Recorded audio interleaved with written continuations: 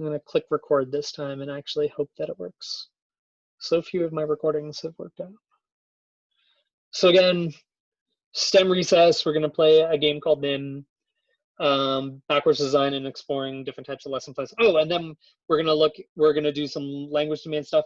And then we're going to do an activity, kind of a wrap-up activity, where you all are going to be doing a little bit of free writing about what you want to do for your lesson plans for this class, for the final assignment. And then we'll do some sharing out in groups. So that is our plan for today. Things that we have left, we have the differentiation online discussion that's due on Thursday or Sunday. Thank you. Oh my goodness. I think what I'm gonna do is I'm gonna set it up to do kind of a peer review, like a large chunk of our very last class. We'll be doing kind of like almost stations to think about, like, and chat with different people about how we've been putting our lesson plans together and giving each other ideas. So it'll be kind of like a workshop. A lot of the last class will be workshopping. And so you're going to want to bring something a week from now put together. And then I think I currently says the 21st is when the final lesson plan is due. I think that we have a little bit more time than that in terms of what is actually how long you have to turn things in, but we'll leave that there for now. But for today, what I want us to do to start off is to play a game called NIM. Is anyone familiar with NIM? So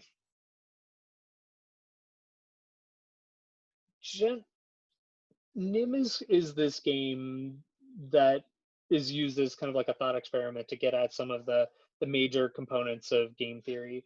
And game theory is literally like that. It's the idea of like studying strategy in ultimately games, but it has applications kind of everywhere. There's, some of the people that have won the Nobel Prize in economics, often those ideas end up coming out of ideas of game theory. I don't know if you all saw the movie A Beautiful Mind, right? And so the John Nash in that movie is kind of like one of the granddaddies and one of the biggest names in game theory. There are people that look at it to use game theory to study fishing patterns in Jamaica, or kind of one of the biggest uses throughout history is they've used it as thinking about strategy in times of war. But the idea of NIM is one of these ideas in game theory called a game of no chance. And what we mean by a game of no chance is exactly that.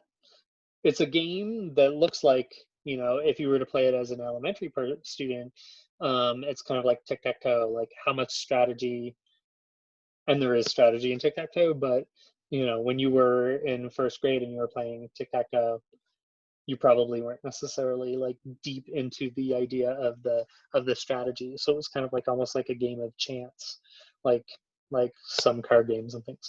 But there are whole groups of games that ultimately have like rules kind of in the background that exist that make you think that there's kind of like no way, it's, maybe you'll win, maybe you won't, but there are guaranteed ways to win, and we call those games of no chance.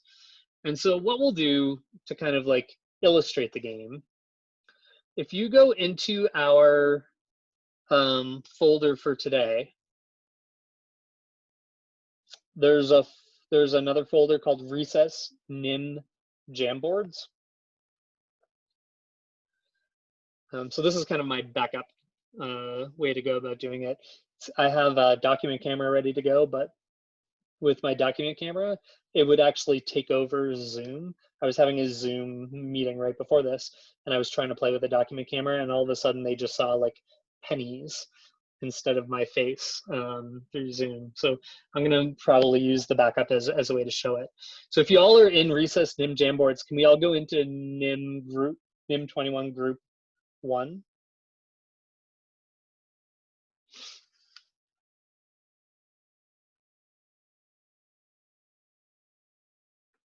Is there anyone that is unable to get in there?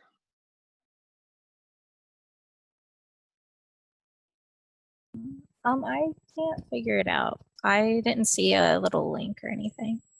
So are you able to get into, are you into our folder? Oh, I see. Okay.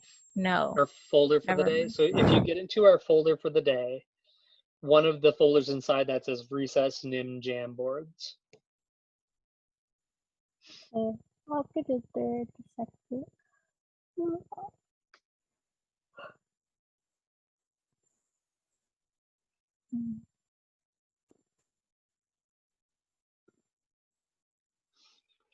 And so Mine, just in, oh, go sorry, ahead. how come mine goes to like number 9, but yours is like on number 10? Like whenever I click the link for today's class. Oh, the one on Canvas is the wrong one. You have to go use the one in the email. In the email? Oh, okay. That's so weird because the one in the email would have been just like an update from Canvas. That doesn't make any sense. Right, the email goes out, it's an announcement thing that's sent out from Canvas, so that should not. There's a link in the email that says Thursday class materials with a link to the bit.ly. Okay, cool. So that one works, yeah. Okay, thanks.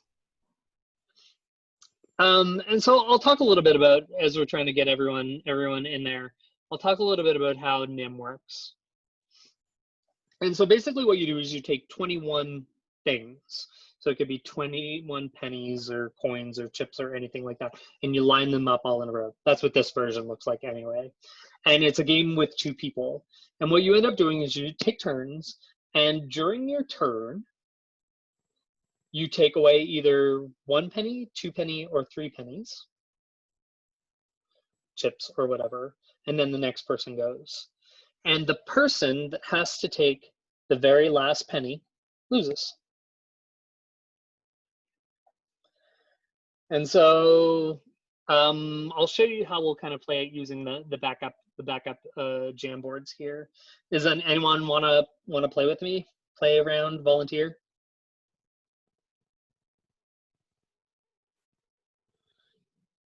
It'll be fun. I got you. All right, great. And so do you kind of understand, Mitch, the idea? Yeah, so basically we just take turns taking away 1, 2, or 3 pennies.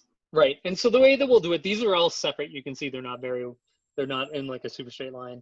So what we'll do, just so that we don't have to redo it, is we can just kind of say, if you want to take the first turn, and just move them down, so that we still kind of can keep the 21 things in there. So you can go first. So kind of starting from the side that I did on the right side, either take away 1, 2, or 3, move down 1, 2, or 3 of those circles. All right, I'll start with 2. Cool.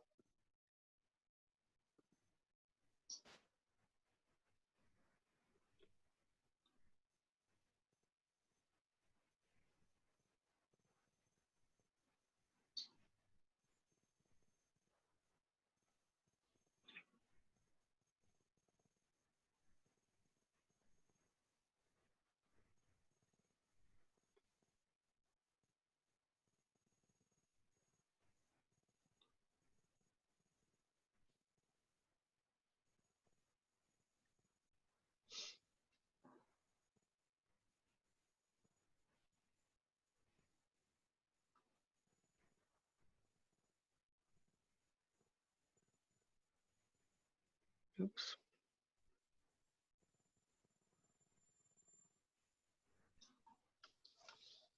Game over. Game Thank over. you for playing. Awesome.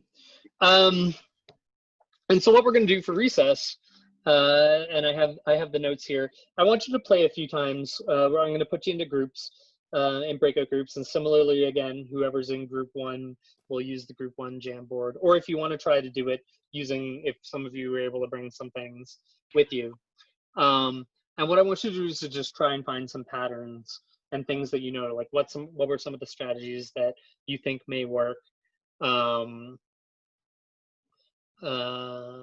things along those lines. I just want you to kind of like see if you find patterns, strategies. As I mentioned, this is what we call a game of no chance. So there are like guaranteed ways to win. So is there a point where you're like, nope, I've definitely lost, or I know that I'm going to win? We're going to just kind of play that way, and then we'll come back and we'll talk about it. I'm going to just line this up for group one, and then I'm going to ship you off into your rooms. Does anyone have any questions before I go? Before you go? All right. Happy recess.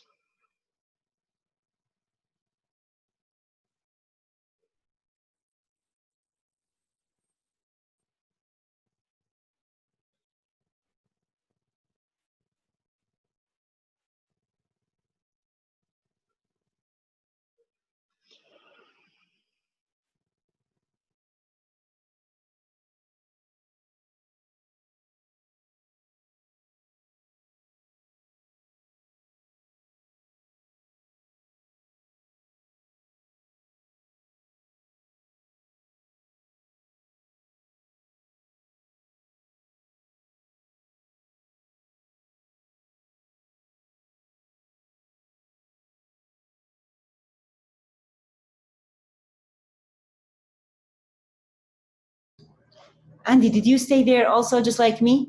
You didn't get a room?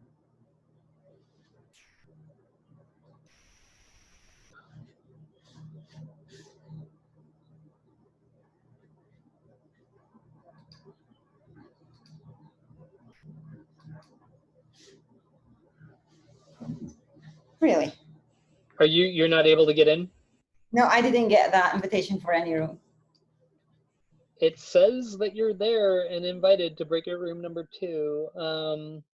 I didn't see that invitation, unfortunately. Let me see. So I'm gonna try that same thing we tried the last time, where I try to put you to breakout room 1, but don't do that. Okay. Does that show up? Nope. All right, move to breakout room 2.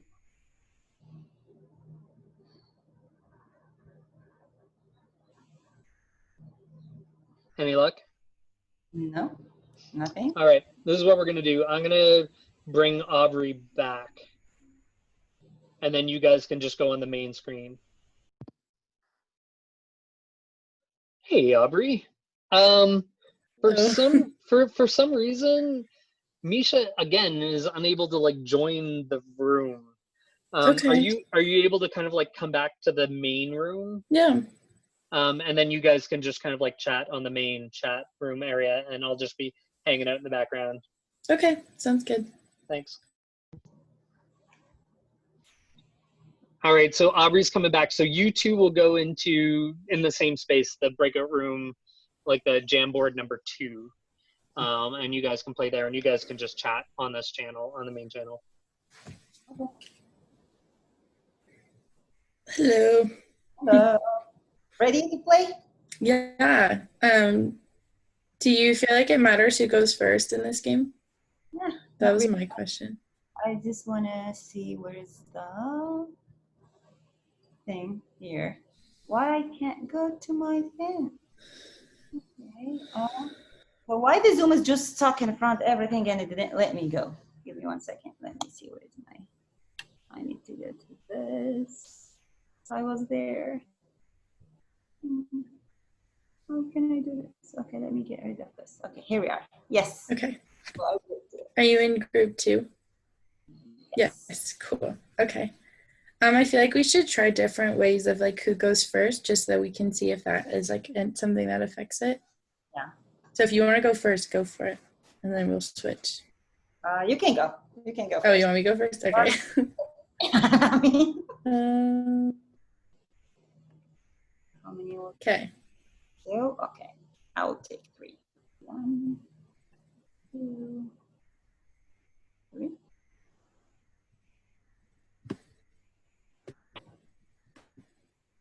Shall we stick with the number that we got? Like if you start with 2, you have to keep 2, 2, 2 all the time?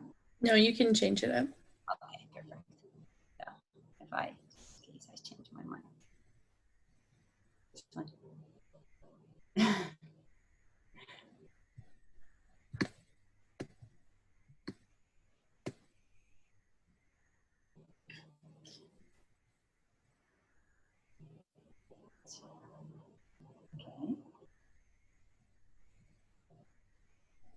turn. Yeah, I'm trying to think.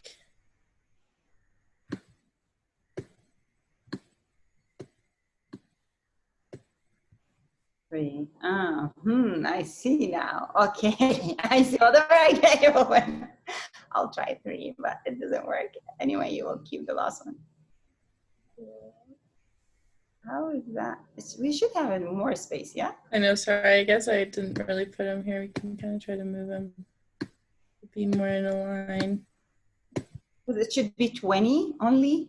21.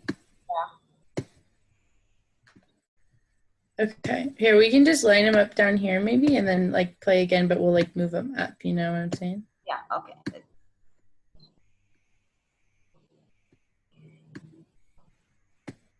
Put this by beginning here. There. Okay, so now you try going first and we'll see if that like has a difference or not. See, I don't think so. Okay. Okay. Perfect. So I'm gonna go up, 2, 3. Here we are. Let me just move this. I don't know. It doesn't. Whatever.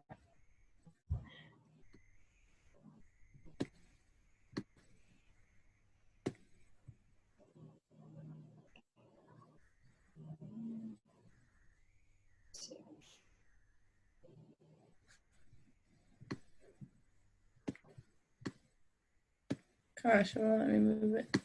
Sorry. 1, 2, 3.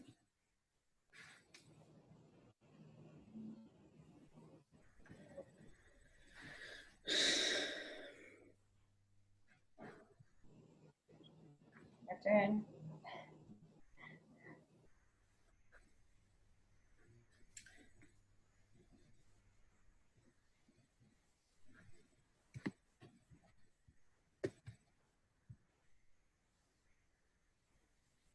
Only? Okay. Yeah. 1, 2, 3.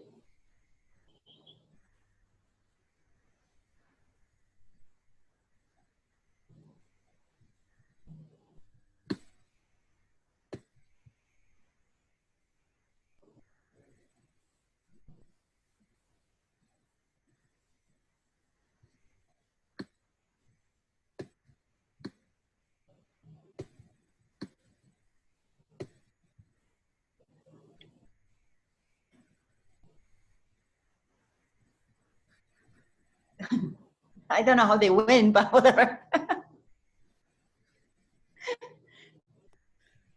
This is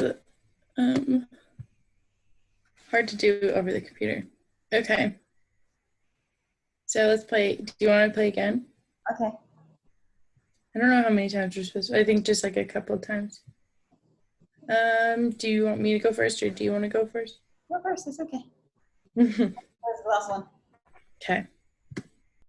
Let's say I do 1, 2 again, then you would have to pull 2 down.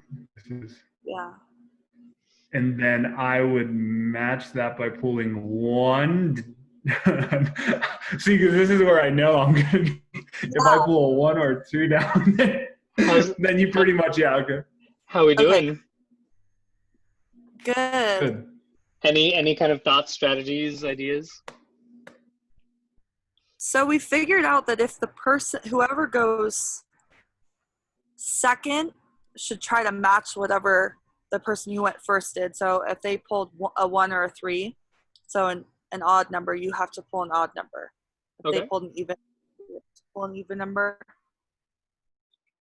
We're trying to figure out how you win if you go first. I know I played this before with pennies, and I know it has to like add up to something. Or I can't remember. I don't know. I mean, yeah, you're on a really good track. And so, yeah, you have to kind of ask, like, is it possible for the person to go first to win? I don't know. At what point can someone guarantee that they've won? It's when there's like 5 left. The 5 seems to be a point where people definitely seem to. Yeah. Yeah. Like, Um, you know that if you're stuck in that position, you already know that you're going to lose. So, Yeah, exactly. All right, we'll keep playing. We'll do a couple more minutes. okay.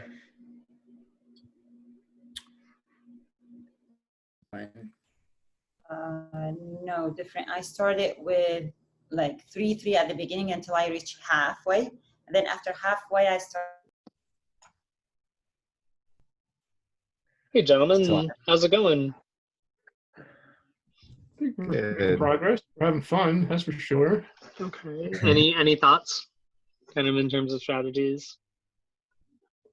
I think we started talking about like even odd is kind of what we're focusing on, and Okay. I don't know. One strategy that I've been playing with, and sometimes it's been working, is basically just going the opposite of whatever Jesse's doing. So if he's starting with 2, then I'm just going 1 or 3. You know, so like opposite in terms of even versus odd.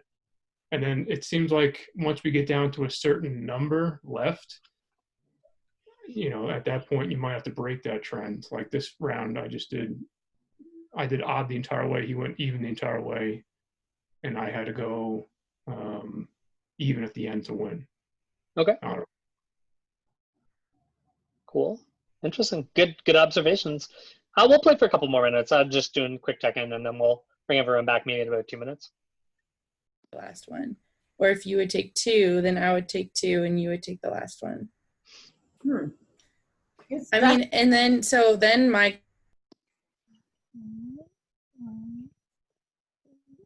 Hey, folks, how's it going?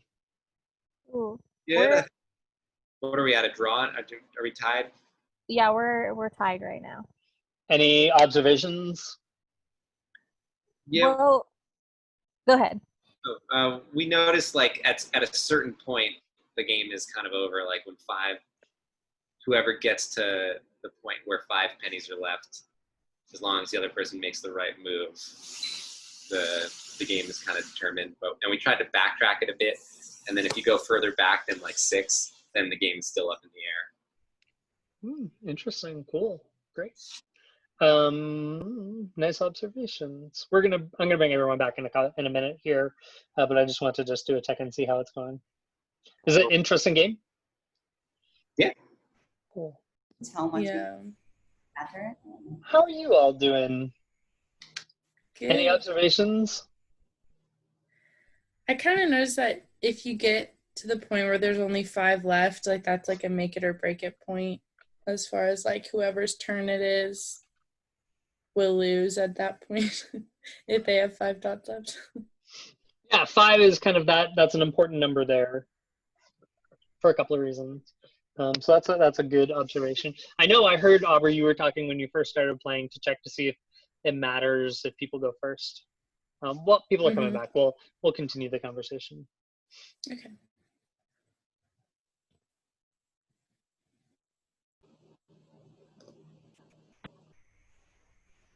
Hey, Dennis. That's me. I don't know if it's something maybe I should email you or not, but I like feel super sick. Is it okay if I like leave early, maybe like in 30 minutes or something? Yeah, I mean, and I am recording today, Nice. and I think it's gonna work. So, yeah, you do what you need to do to take care of yourself. I will stay if I will miss out on participation points. I mean, focus on your health first, okay? It's fine. You're here.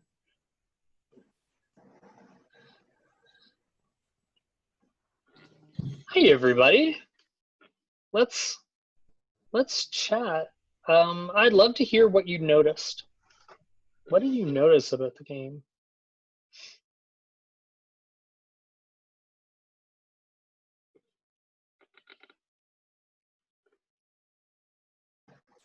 It seemed like the first of the game didn't matter as much what the strategy was, not until you get down into the kind of low teens and around 10 or so, then you had to start being real careful about what you. Okay, cool. Some other observations. Jess and I were working on just going opposite from like an odd and even standpoint. So if somebody started, let's say, pulling an even, then the other person just went odd. It's kind of like opposite the entire time. And then we kind of played too with like if someone went even first, who at the end had to go even to win, and then same thing with like odd. So I don't know. There's some type of relationship that we started seeing at that point. I like that a lot, and that is kind of dangerously close to kind of the rules of this game, or kind of like the way to think about that. I like it's like you're just about there. I like that idea of opposites. That's kind of a really cool observation. What else? What other some other things that people noticed? I noticed that like 5 was a make it or break it number. So if there were 5 dots left, whoever's turn it was at that point was gonna lose, because however many they took, like it wasn't gonna be enough to save them, I guess. Yeah, absolutely. That's an excellent point. That kind of like tied together with what Greg was just talking about, is getting like really, really, really close. 5's kind of an interesting number because like the idea of this game is that you don't want to be the person stuck with the last circle. And so when you think of the number 5, 5 is an easy number to think about. If you're dealing with the last, if you don't want to deal with that last one, then how many do you have left over? You have 4 left over, right? And so that make it or break it point really matters at that point of 5, because if you want to make sure that the other person is taking that last one, then you have to figure out how you can make sure within that group of 4 that you're gonna force the person to take the last one. So if I take 1, what do you need to take in that last moment? 3. 3. If I take 2, what do you need to do? 2. 2. And then if I take 1, then you've got to take 3. Or did I say that already? 1 and 3. Anyway, and so that group of 5 that Aubrey was talking about connects directly to what Greg and them were talking about in terms of like kind of that idea of even odd opposites, right? But most specifically, it's got to be connected to that group of 4. Some other thoughts? So is that the point that you're guaranteed to win? Or is it earlier? I think that's the point you're guaranteed to win, but if you know that that's the guarantee point, then when you get to like 7 or 8, you can take something that makes it so you get to that point. Oh, that is a very cool observation. So if you know that you want to get to that last 5, then is there something before that at like the 7 or 8 point where you can force them to get to 5? Because there's a group of 4 before that 5, isn't there? So is it at 9? Right? If you look at kind of the numbers from, so we have 5, so 6, 7, 8, 9, those 4. Can you do the exact same thing that I was just talking about? Can you take 1, like if they take 1, you take 3, if you take 2, if they take 2, you take 2, and that, can you do that same thing with that group of 4 from 6 through 9? Yeah. Yeah. Can you do that can you do the same thing again from 10, 11, 12, 13? And then 14, 15, 16, 17? And then 18, 19, 20, 21? This game is decided after the first move is made. You can guarantee to win. How? From the beginning of the game. We have all these groups of 4 that are built on top of that last token. So are you saying you have to match it to being that 4? So like if you started and you take 3, I take 1, and then it forces that 4? Because that's kind of what I was noticing in the first game. I was trying to put it together. Like it felt like when you and I think it was Mitch were playing, like it looked like that was kind of happening in a way, like not, I don't think intentionally, but it seemed like I saw, like, I was trying to break it down into threes because there's like 7 turns of 3. And then I was looking, if you were to do it that way, so that alternating pattern, so like trying to figure out who's going to be alternating with the remainder. And it looked like that was kind of happening. Yeah, like, you know, he was 100%. matching you with the twos. So if Mitch took 1, I took 3. If Mitch took 2, I took 2. If Mitch took 3, I took 1. All the way Yeah. down to the last. So then what is the way to guarantee to win? So do you keep your opponent on the odd number? Is that the way you do it? You keep your opponent in groups of 4 all the way down to the very end. You keep your opponent into groups of 4. So right from the get-go, I had Mitch go, and he took, I think, 2, and so I took 2.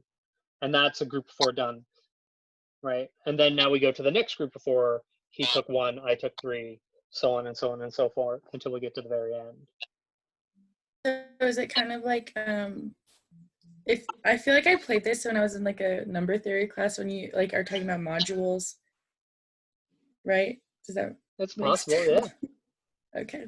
I don't know why I thought of that, because like it's 21 is like 4 mod 1, right? So you have to keep them in that pattern or something like that. Mm-hmm. And so the overarching strategy is that you want to make sure that you can keep people in groups of 4 all the way. So there is a way to be able to win the game, knowing that from the very beginning. There's a very simple way to guarantee that you're going to win. And that's why this is like a game of no chance. What do we think that might be? You have to make sure that your opponent, you can keep your opponent in groups of 4.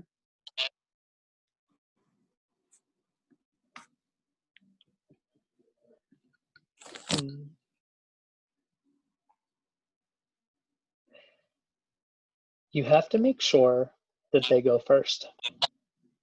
That's right. Yeah. And a couple of you all were wondering that and saying that through the whole thing, right? If you make sure that they go first, then you can guarantee that you can go in groups of 4 from here on out for the entire game. And so this isn't a game of chance in any way, shape, or form, right? When we played, I said, hey, Mitch, you can go first. Go for it. Right? I guaranteed that I was going to win after saying that. Unless he said to me, actually, Dr. DeVay, you should probably go first. Right? And then we would have had, and if people don't there are different ways, the game gets much more complicated after that point.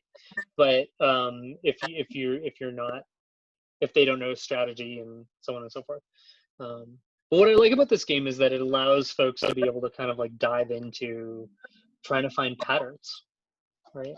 Are there patterns? Are there observations? And again, I get to ask my 2 favorite questions. What do you notice? And what do you want? And what do you wonder?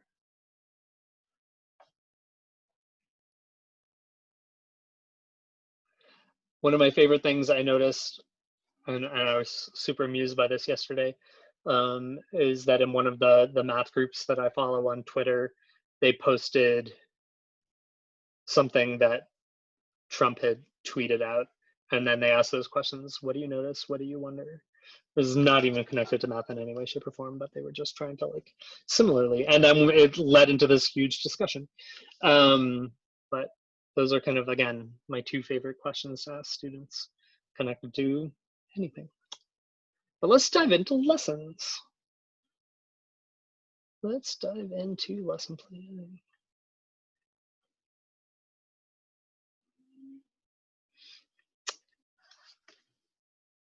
So, when we think about lesson planning, the way that we have been kind of reading about and starting to talk about is connected to this idea of learning by design or understanding by design. And our lesson plan template has been created with this idea of backwards design in mind. And so if you kind of go from right to left here, you know, it says like, where are your students going? How do you know that they're going to get there? And then what path are you going to go to take them there? Overarching ideas. Now, when we get down to the minutia and really thinking about what does that mean in terms of lesson planning, what do you want your students to be able to do? What are these desired outcomes? How are you going to assess whether the desired outcomes are achieved? And then what experience are you going to facilitate the learning to get to those desired outcomes? What are the tasks? Trying to pull all the things we've talked about this semester together. And so I have a bunch of kind of like content here for these different stages. So this idea of like identifying desired results, like how do we establish goals? And when I say goals, I would really kind of prefer the idea of like outcomes or objectives. I'm even going to change this to objectives. I know that this is what Wiggins and McTighe talk about, but I'm going to use the word objectives because that's what we've been using, and that's exactly what they mean. So what are some things that you want to think about when you're identifying these desired results? How do you know that you're there? Assessments. What do the assessments look like in a lesson plan? And do they make sense at all connected to this idea of the objectives that I want to put forward? And then what are the tasks that we're going to use to get us there? And so I have these kind of slides with a bunch of content that I don't think it's going to be beneficial for me to just read. And so what we're going to do is give you all a chance in pairs to look at some lesson plans and use those 4 slides as a guide to be able to think about like what looks good in this lesson plan, what are things that I think we might want to improve upon, or just maybe are there some questions that I ask. And so what I've done in this particular section is I've added up group notes. So, you know, again, group 1 has a chance to be able to look at notes, group 2, group 3, and I'll show you that in a second. But I also have a couple of lessons. And so you'll get a chance to kind of look through, if you're one of the math teams, 2 different lessons. So just take a minute, look at them, think about which one is more interesting for you. And then the science lessons, similarly, I've got 2 separate lesson plans that, again, are using the School of Ed design. And that's all we're going to do. I'll show you quickly the note catcher. So again, in your pair, choose one of the math or science lesson plans. Look through the ideas of the backwards design. I've actually changed it, cut it down, because again, I thought it was too much reading, 7 to 10, and use them as a guide for your discussion. And then I have kind of, for each of the stages, objectives, assessment, and the tasks that they're asking you to do. Just take some notes. Does that make sense? Cool. So I have to reset up our breakout rooms. And I want to let's take about a half an hour for this. And as usual, I'll check in.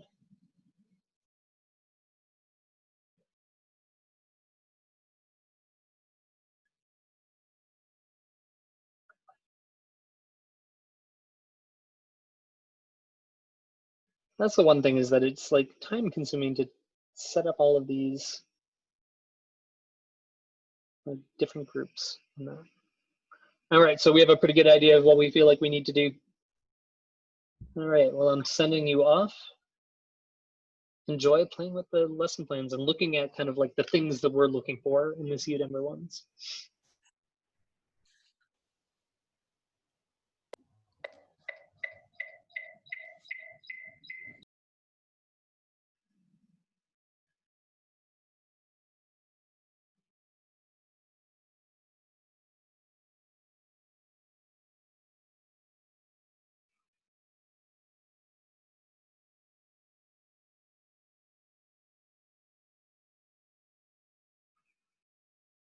Are you good, Derek?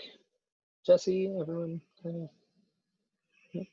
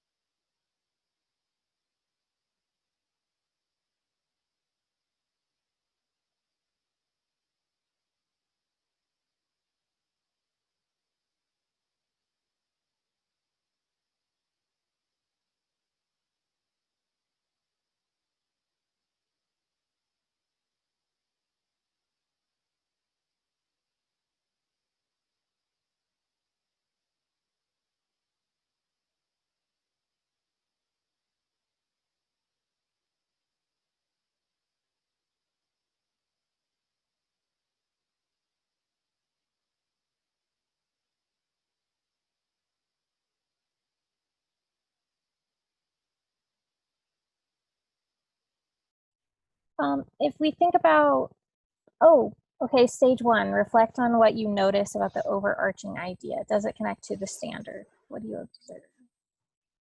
Personally, like, I mean, in the very introduction of the lesson, I feel like they pick a standard and then they have the learning objectives. So I feel like they do that pretty well. Mm-hmm. I think so too. I think with where it said the standards, where it says students will understand that humans, I feel like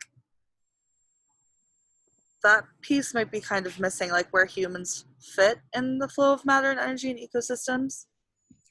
Yeah, I also kind of question though, I mean, because they do talk that this is going to be like the first lesson. Right. I kind of wonder if it's like this is like the standard that they're going to be using throughout like a actual like unit, you know, not just like this lesson. Right. So we can talk about that though. It meets certain parts, but Hey y'all, I just wanted to check in. How are you feeling, Hannah? I realized that I put you into a pair and you were talking about not feeling well. So are you still okay? Are you feeling up to kind of continuing or? I'm okay. I mean, like, I don't feel good. I want to be here for the rest of the time. It's only an hour more, so I can like deal with that. Okay, I just wanted to double check. Thank you though. How's this going? How's the kind of diving into our lesson plans? I know you had also mentioned kind of wanting to get to see some. Is this helpful to get a chance to take a look at some examples? Yeah, I like it. I think we just finished reading it, so now we're starting in on the questions. Yep, I'll let you get to it. Again, I just wanted to quickly check in to see how you're feeling and enjoy. Thank you. See ya.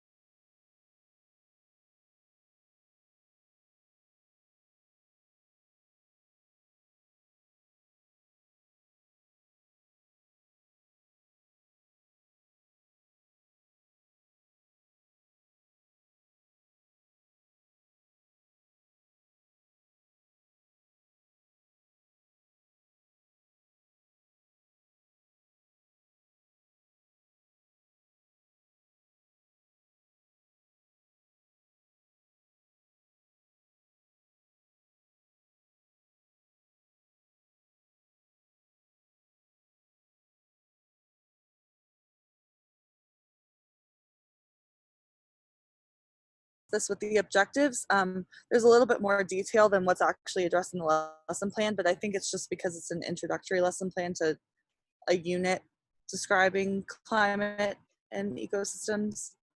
But yeah, I think it's a good way to build a foundation in order to kind of build on it and get to those more complex areas of the unit. Yeah, cool. Thank you all. Greg and Austin.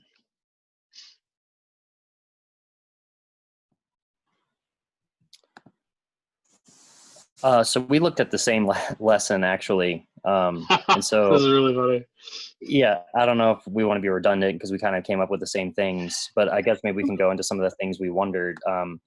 So like with the standard, I guess we were kind of confused because it said the standard that students will understand that humans are part of the flow of matter and energy in ecosystems. And so we were kind of wondering like what the video actually entailed, like that was shown in the class, like would that have addressed that standard? So like some of that vagueness kind of had us wondering, would that have been adequately represented within the classroom? Because they were talking about the video being on ecosystem and whether or not even that video talked about abiotic versus biotic, which you would assume it did if, you know, they're bringing it up. But it's like, you know, for me as an 8th grader, I was thinking like, would I even known those two terms?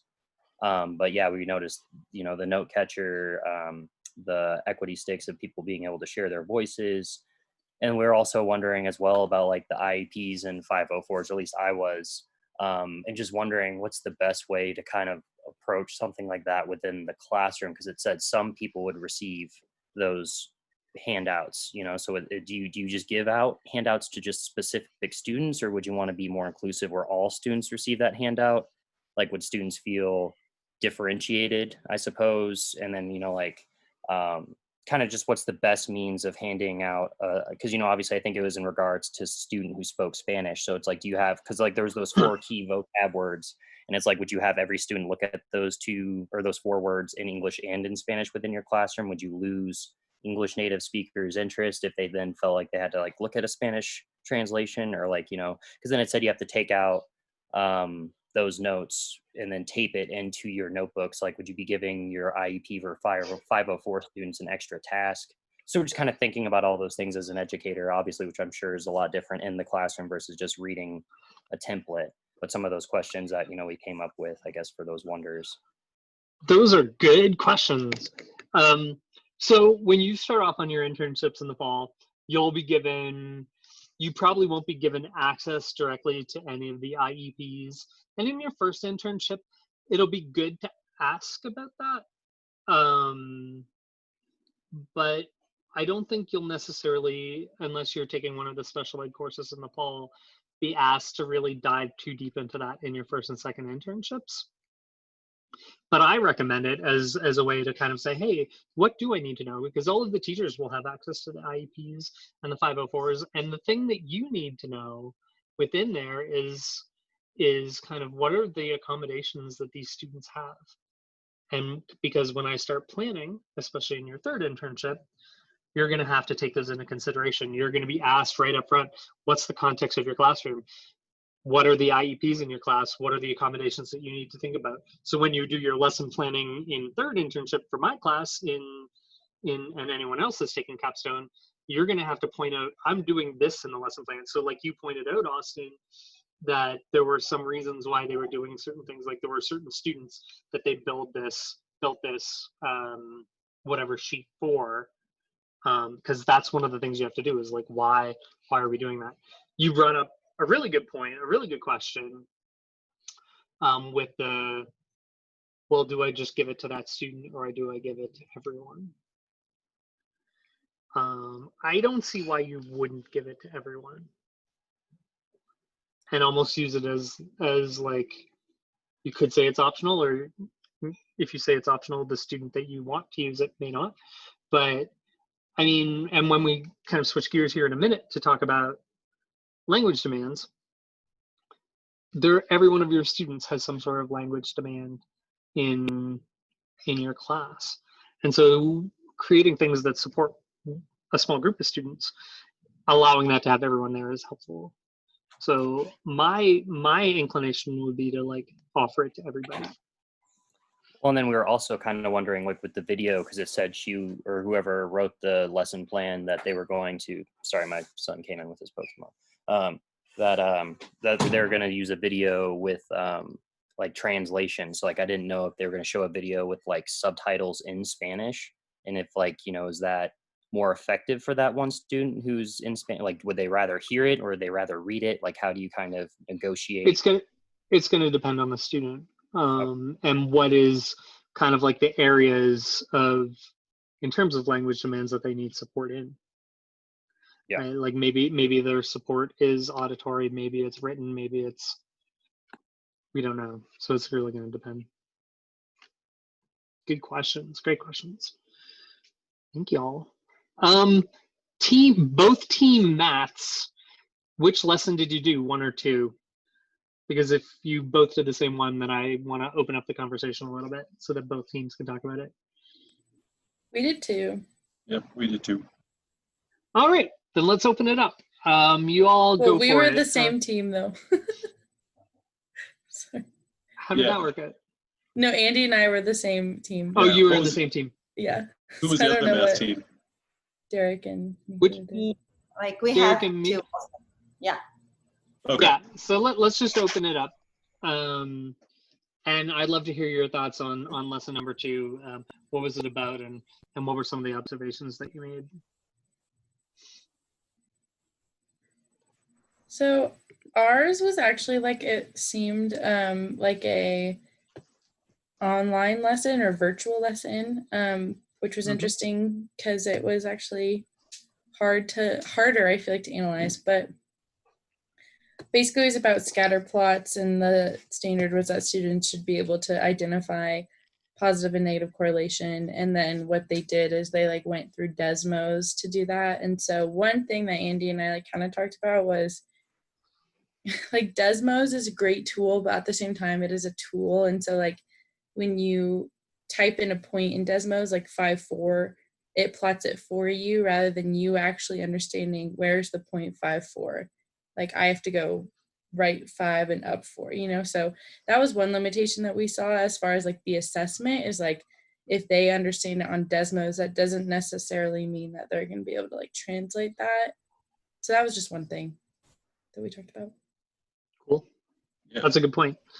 As far as the standards go, or the objectives, it seemed like they laid out the objective pretty clearly, related it pretty precisely to a standard, and then carried it out pretty well. So I think there seem, understanding by design point, there seemed to be a focus on, like making the objectives clear and thinking about that first. Great.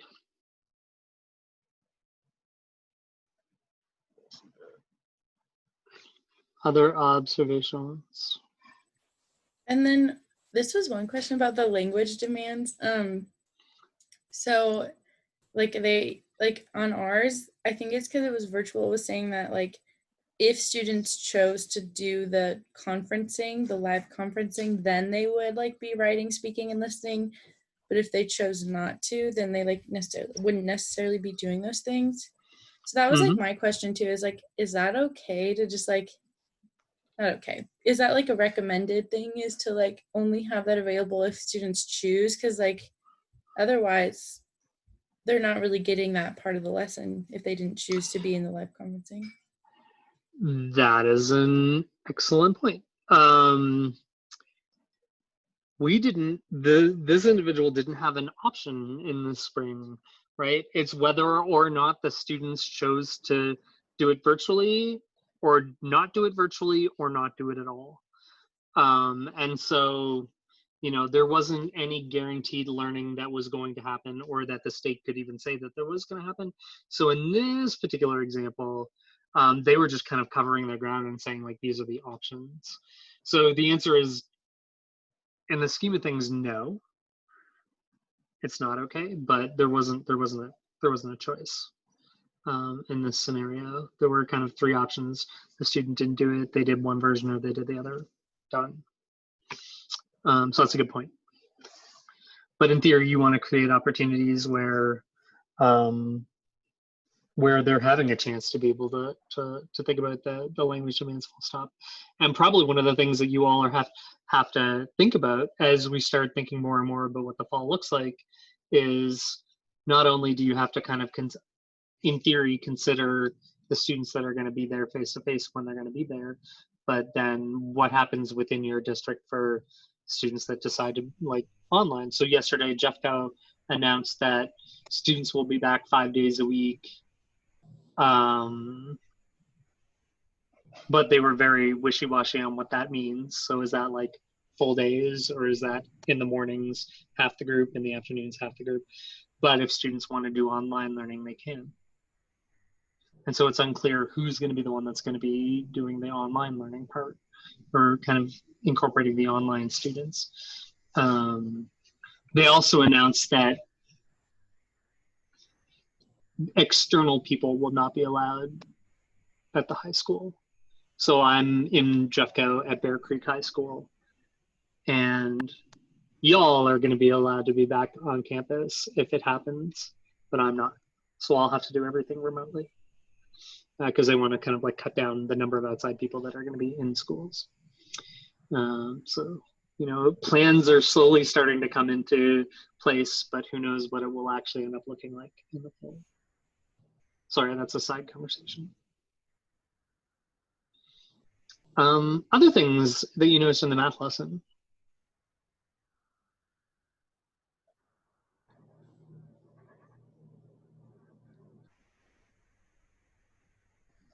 I like the exit ticket. I thought that was a good form of assessment. At first, I didn't like that the questions were so specific and kind of just mimicked the lesson exactly. But it looks, if you read into it a little more, it looks like they did that intentionally to kind of target where students were not understanding things. So I thought that was good overall. I just thought, I like exit tickets a lot, so I thought that was a good form of assessment. And so here they kind of like listed out, students will fill out the exit ticket, which has 4 questions with 1 question being from the lesson. So they mention it there. Great. Thank you all. What do you think about the lesson template now that you've had a chance to look at it?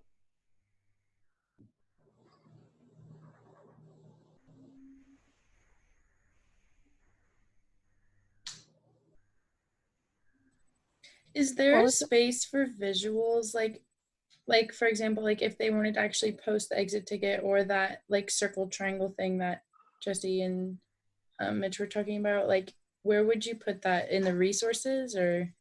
Yeah. Okay. So the resources selected, what I really recommend, and I don't think any of the lessons actually did that, is actually put links to things in the resources here. So like if you've created or are borrowing a Desmos online activity, put the link to it here. If you have a Google form, put the link to it here. If you're showing a YouTube video or a Khan Academy video, put the link in there so that I can look at it as someone who's like looking and giving you feedback on lessons, but also just so that you have them there in the lesson plan if you need them.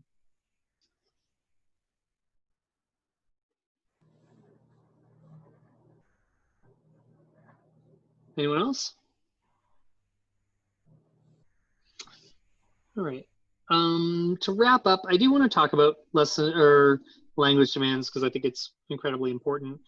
And again, it's kind of like text heavy, so I'm going to kind of give an overview, and then we'll wrap up. And then these slides are here to kind of refer back to. So when we think about language demands, and you've had a chance to probably look at the language demands that happen within the lesson, we follow kind of a very specific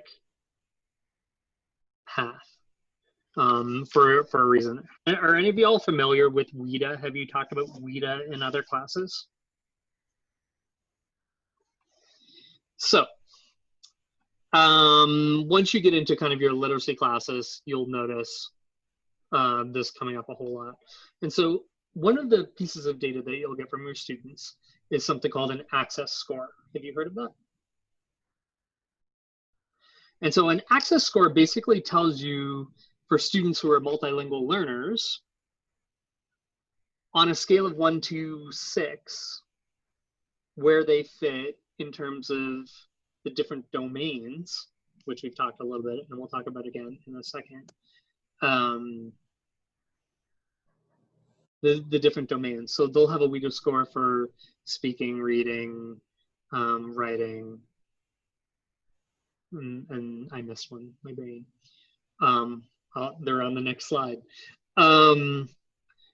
And the access scores the idea of the access score was actually created by a group called WIDA, W-I-D-A. And the most amusing thing is that like WIDA stands for something. It actually stood for the first 3 states that accepted these as standards.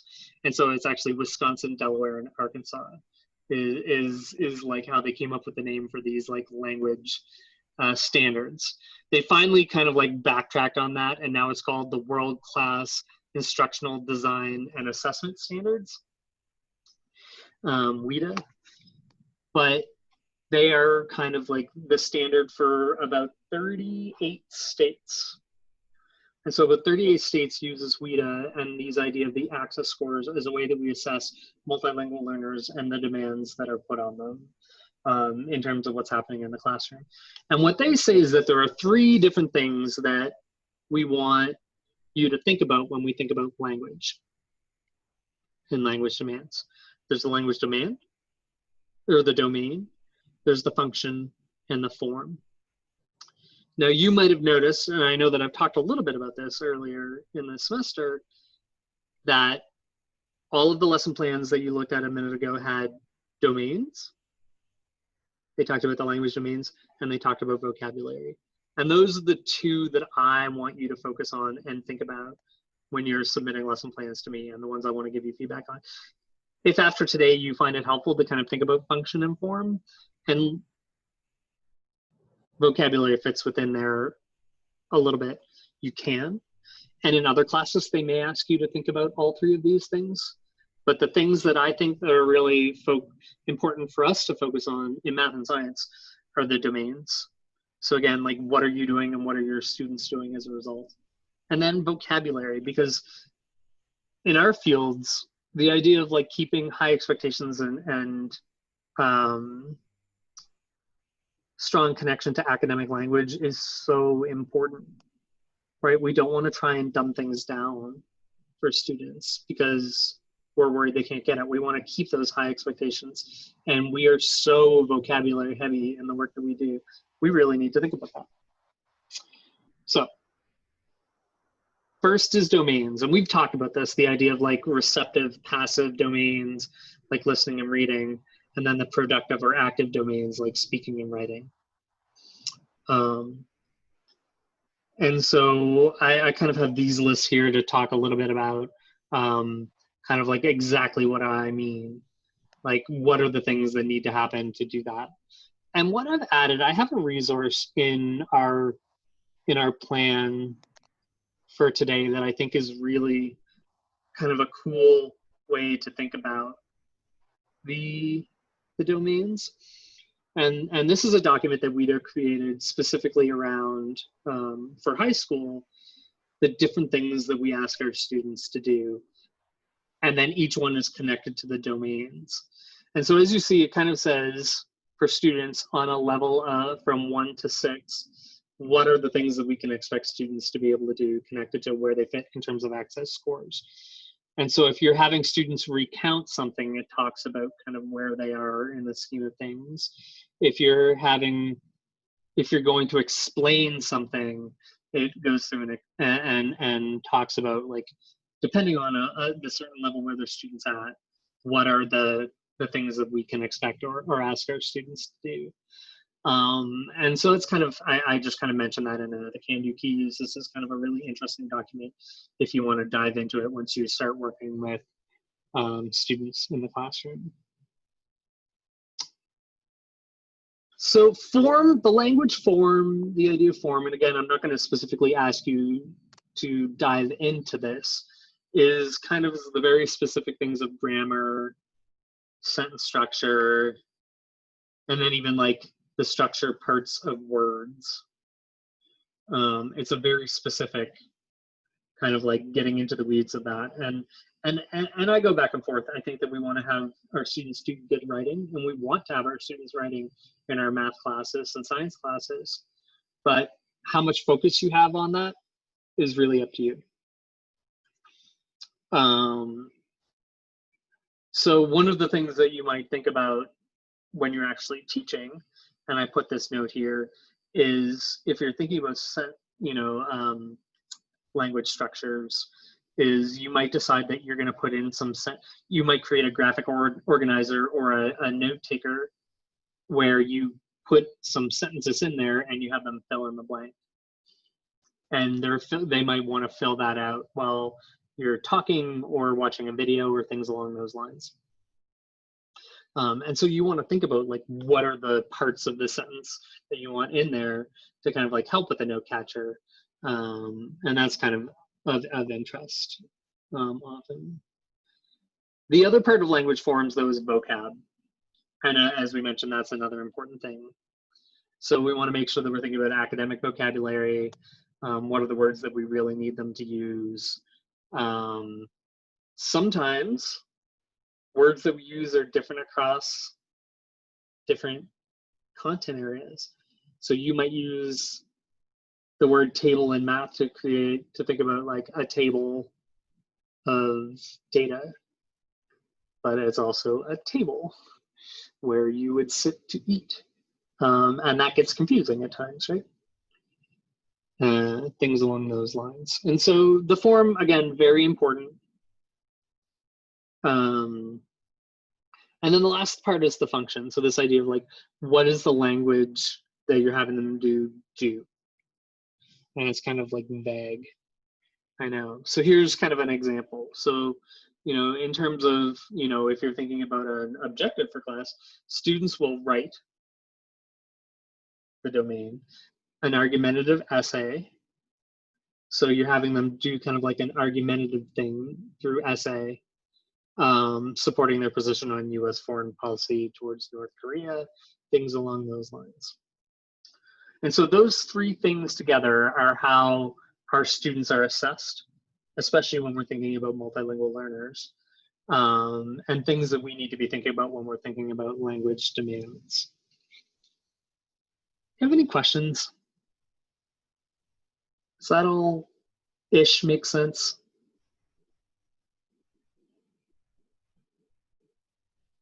And so when you're thinking about your lesson planning, moving forward for our last assignment for this class, that box where we start thinking about language demands.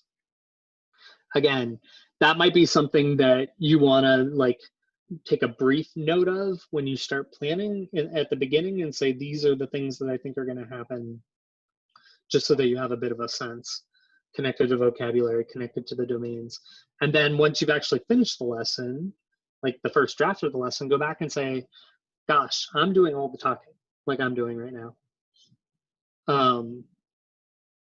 That means that my students are doing all the listening. How can I kind of like change that up? And then go back through and revise your lesson plan accordingly. All right, we've done a lot today. Let's stop here. So we have an online section for Sunday that's all around differentiation. That's the next thing you have to focus on. Bring your ideas for your lesson to class on Tuesday. And if you want to like try to like, if you do want to even try to like put little parts into the lesson plan as practice, and we'll have some time to think through that on Tuesday. And then Thursday will really be kind of like a workshop so that you'll have a chance to really dive in to look at some of the things that you need to do to wrap up this lesson plan. Sound good? All right, sorry for all the talking at the end, guys, but thank you all. This was really interesting conversation. I appreciated it, and have a great rest of the week. Au revoir. Dennis, I had a question on the lesson planning. Good. So you said that we're